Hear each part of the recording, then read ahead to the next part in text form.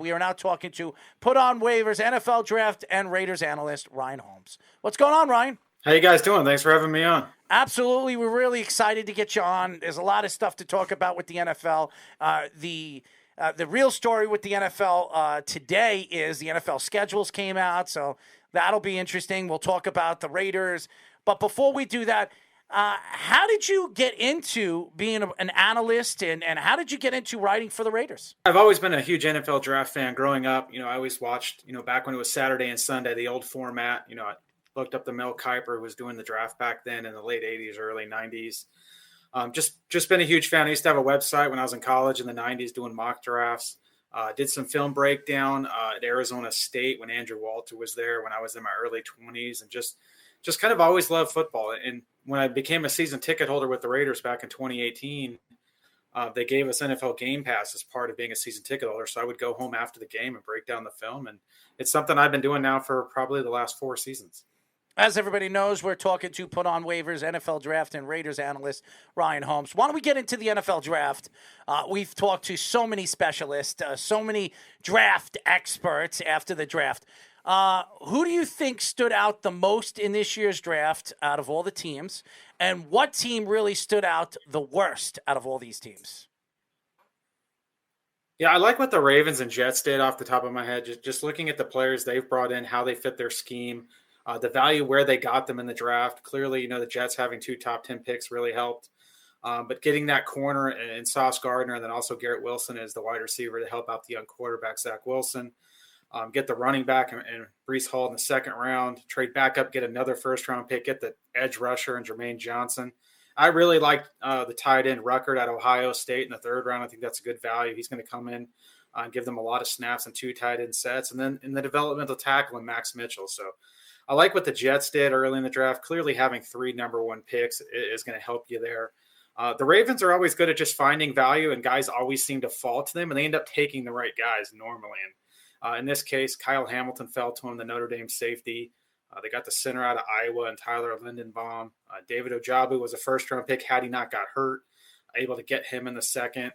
Travis Jones was a guy who made a lot of noise at the Senior Bowl. They were able to grab him. They got the big tackle. I hope I say his name right, Daniel Falele, out of Minnesota, who kind of fits their scheme, power run blocker. They're going to want to run the ball with Lamar Jackson, turn around and hand it off as well. And then I like the tight end they got later on the 5th round as well, Isaiah Likely out of Coastal Carolina. So really like what those 2 teams did. To answer your question, the team I don't know what the Patriots are doing. I don't know if you guys are Patriots fans. Just kind of looking. A lot of guys are on our network fans. A lot of reaches. Yes. Cole Strange in the 1st round. The wide receiver Thornton out of Baylor in the 2nd round. I do like Marcus Jones. He gives you some versatility in the defensive backfield. He can play in the slot. He can play outside. He has some kick return ability. And then Jack Jones out here on the West Coast where I'm at had a lot of problems at USC before he ended up at Arizona State. He wasn't that great of a player anyways. To be able to pick him up in the 4th round, I don't see a ton of value there. And then plus there's a lot of off the field questions with him. And another team is the Bears. I don't know what the Bears are doing. You have Justin Fields. You think they build around the young quarterback. They lose Allen Robinson. They don't go out and get him anything. They go out and pick up a corner in Kyler Gordon. They pick up a safety. They give him a wide receiver prospect out of Tennessee and Jones, who's not a big-time outside guy. And it's like the new staff is setting up Fields to fail, and they're going to move on after this year. He has no talent around him. The offensive line, they didn't really do a lot there. They still have the 2 young tackles in Jenkins and Broom, who they picked up last year. But how is Justin Fields supposed to succeed in that offense with that roster? I just don't see a way that he can. They could trust their 10 tight ends to maybe do something. So yeah. Is there any teams that either didn't have a 1st-round pick or drafted very late that you thought did very well? Who would that be and why? They didn't pick late, but I like what the Seahawks did. I'd like to just touch on them. I like the players they picked up. They needed a quarterback, obviously, having moved on from Russell Wilson. And picking at 9, they didn't feel comfortable there. But if you just look at the players they've added to their roster, they were able to get Cross, the tackle out of Texas A&M. I like Boye Mafe, the defensive end, the edge rusher out of Minnesota. Then they go out and get the running back Kenneth Walker out of Michigan State. They pick up Andrew Lucas, who's a very good tackle prospect in the 3rd round, a local guy out of Washington State. And then they had 2 corners that fit their scheme, and Kobe Bryant and Tariq Woolen in the 5th round. So I like all of those picks. They bring a ton of value, and they put themselves in a position where obviously Drew Lock's not the answer. If they go out and win 3 or 4 games and put themselves in a spot next year to go out and get one of these 2 or 3 quarterbacks that are going to go at the top of the draft, they're building the roster around him a year ahead of time. So they're not going to compete in that division, but I do like what the Seahawks did moving forward. We are talking to Put On Waivers NFL Draft and Raiders analyst Ryan Holmes. Well, the Cowboys have been getting shot at, and I mean shot at, maybe buried. Jerry Jones was showing his report card after the assets were drafted, and nobody knows, including his son, knows why Jerry Jones did that, and showing what they were doing, what they're drafting, and how their table fell. But what were your thoughts with Tyler Smith going to the Cowboys? Did you think the Cowboys failed as much as everybody else is saying that they did? Yeah, I like Tyler Smith, probably late second round. I thought he was a reach where they took him the back end of the first. I think they picked 24th. Clearly, they were addressing a need over value at that point. They probably could have traded down. Clearly, they needed a partner to move down to the mid-second to get him, but they probably thought that he wasn't going to be there in the second round. I don't think it's a reach there, but I do like the fact they're trying to build around Dak Prescott. They have to protect Dak Prescott to use the weapons outside, get Zeke Elliott going. They gave $40 million to the quarterback, so you got to put some assets around him. I just don't like the value where they took him. And the draft's all about value, understanding where you have to take guys and how to move around, get them in the right spots.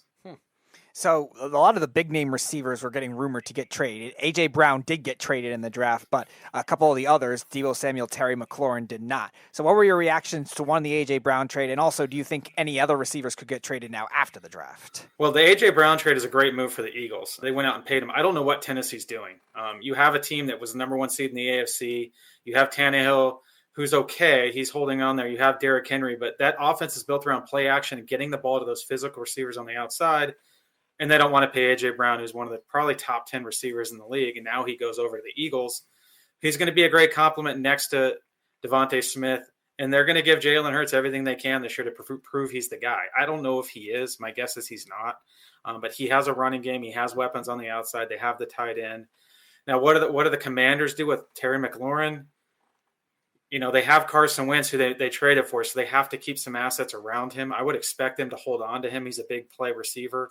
But you're starting to see the value of these contracts get up in the $25, $28 million range, and these teams just don't want to pay that. You can go out and get a rookie wide receiver in the first or second round, get a 4 or 5 year deal at a much more manageable cost. So that the cost acquisition is much cheaper than going out and just loading up your salary cap with these receivers. But once you have these receivers in your system and your team that's on the rise, you have to hold on to them. So I would expect McLaurin to stay with the Commanders. They need to win, or Ron Rivera's job is going to be on the line here pretty quickly.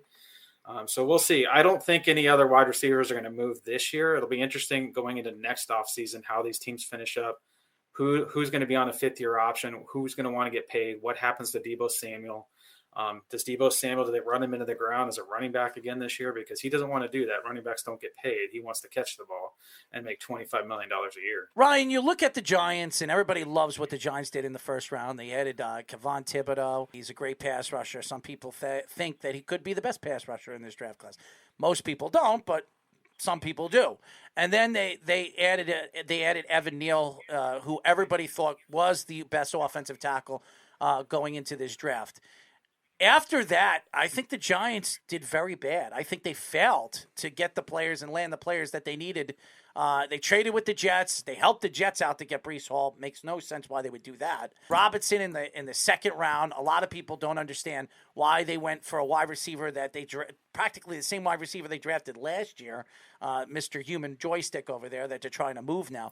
I mean, did you like anything else that the Giants did besides what they did in the first round? No, just you looking at the names, like you said, Wan'Dale Robinson in the second round, that's a reach at 43. There was other receivers on the board. At that point, I don't know if I would have gone receiver. Like you said, they had Kadarius Toney. You still have Kenny Galladay. You still have some other options there that you can get the ball to. It wasn't a need. And then after that, they took the guard out of North Carolina. Mm-hmm. They took a corner out of LSU. The corner out of LSU might turn out to be a player. Cordell Float, he's got athletic ability. It's just can he be consistent? Is he going to hold up in man coverage consistently? Can he press on the outside? But after that, a tight end out of San Diego State. They took a safety out of Iowa. I don't know what they were doing there. It's the new regime there with Joe Shane. coming over with Brian Dable. This is a make or break year for Daniel Jones. They clearly needed to build around him. I would have liked to see them get a little bit more depth on the offensive line. I know they took Neal, but you can never have enough offensive linemen. And to your point, Thibodeaux might be the best pass rusher out of this group if you just turn him loose on third down. Problem is he's going to have to stop the run on first and second down. So what about your team, the Raiders? Didn't have a first-round pick, but the value picks that they had, what did you think of their value, including our guy, Neal Farrell, that we hit on the show a couple months ago? Nice guy. Yeah, clearly going into this, when John Gruden was around, they took Tanner Muse out of Clemson in the third round. They called him a special teams war daddy. They took Lynn Bowden Jr. out of Kentucky. They called him a joker. So they were looking for gadget guys in the third round. This year, Josh McDaniels and the new regime, it was basically like enforce the trenches. They went out and it's not a sexy draft. They took 2 running backs, 2 offensive linemen who both might be guards, and then 2 defensive tackles. So no skill position players in this draft, but they had to reinforce the offensive line if it's going to hold up. Clearly, trading a 1 and a 2 for Devontae Adams is a good move. He reunites with Derek Carr, who played with him at Fresno State. It gives him that true number 1 weapon on the outside. And now it's pick your poison. You have Devontae Adams on one side. You have Hunter Renfrow in the slot. You have Darren Waller there when he's healthy. You have Josh Jacobs. You have a stable of running backs now with Zamir White, who they took out of Georgia. They brought over Brandon Bolden. They have Kenyon Drake coming back as well. So there's plenty of options to run the football out in Las Vegas, but they have to stop the run. And they needed big bodies on the defensive line. Most of their defensive linemen were on 1-year deals last year that came over with Gus Bradley, who's no longer there. So that there's a scheme change. They needed some 320, 330-pound bodies. Here comes Farrell, who's going to play the nose tackle with Jonathan Hankins. They got Matthew Butler out of Tennessee, who's more of your 3 or 5 technique that can hold up in that front. And it gives them a lot of versatility.